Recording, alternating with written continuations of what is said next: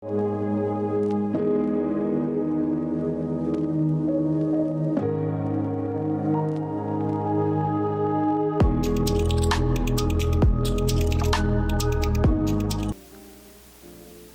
pagi para sahabat terkasih, berjumpa kembali pada hari ini, hari Sabtu tanggal 11 November 2023 melalui Renungan Pagi Universitas Katolik Widya Karya Malang. Salam Sensia et Laborem. Mari sebelum hari ini kita bersama-sama mendengarkan Injil dan Renungan Pagi yang diambil dari Lukas 16 ayat 9 sampai dengan 15. Kita akan mengawali terlebih dahulu dengan doa. Dalam nama Bapa dan Putra dan Roh Kudus, amin.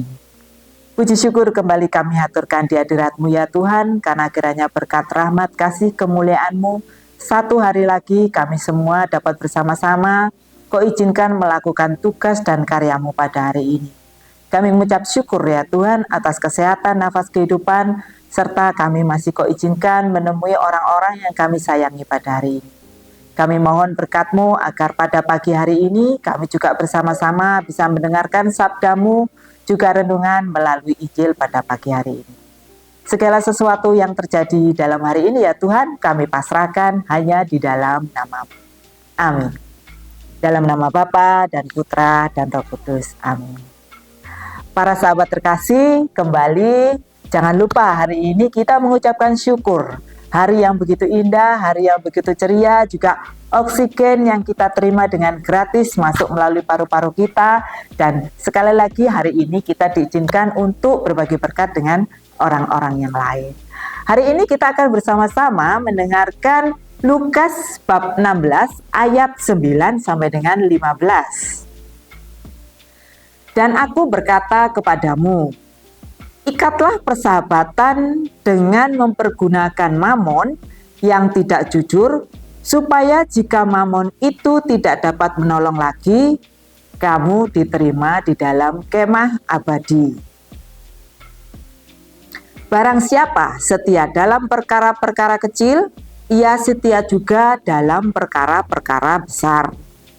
Dan barang siapa tidak benar dalam perkara-perkara kecil, ia tidak benar juga dalam perkara-perkara besar.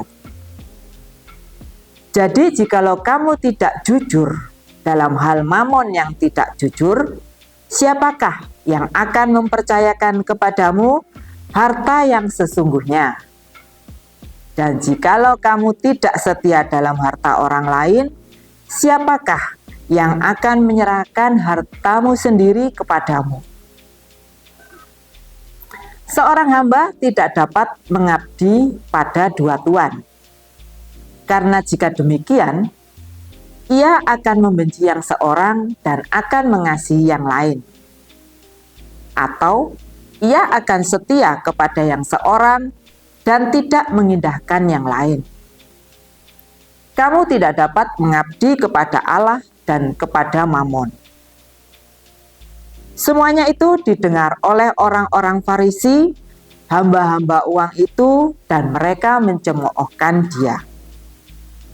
Lalu ia berkata kepada mereka, kamu membenarkan diri di hadapan orang, tetapi Allah mengetahui hatimu, sebab apa yang dikagumi manusia dibenci oleh Allah.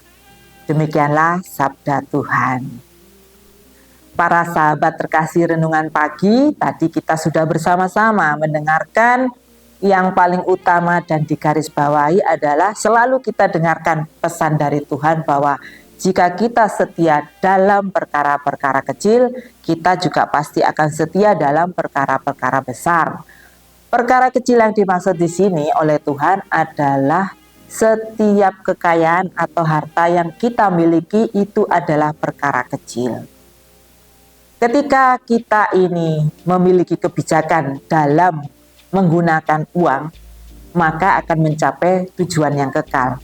Dan ketika kita bijak mengelola uang, maka kita akan mencapai hasil yang kekal. Pengelolaan kekayaan atau harta itu sebetulnya sederhana, tetapi yang paling penting di situ adalah dan paling urgent adalah mengenai kepercayaan.